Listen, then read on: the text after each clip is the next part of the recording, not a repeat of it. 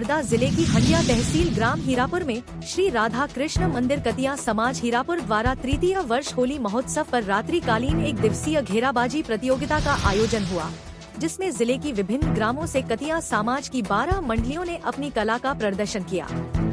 प्रतियोगिता में ग्राम छिदगांव तमोली से जय मां भवानी घेराबाजी मंडल ने अपना सर्वश्रेष्ठ प्रदर्शन करते हुए 12 मंडलियों के बीच जिसमें बाजी मारकर प्रथम स्थान प्राप्त कर 7,777 रुपए इनाम जीता। प्रतियोगिता में गायक कुलदीप सिंह सांगुले, ढोलक वादक भवानी मल्हारे, घेरा वादक सुनील मल्हारे, प्रतियोगिता में महेंद्र सिंह ढोके, गोविंद काजवे, आनंद मल्हारे, केवलराम सेचकर, रामराज ढोके, राकेश काजवे, भगवान सिंह रामकुचे, अनिल मल्हारे आदि का विशेष योगदान रहा।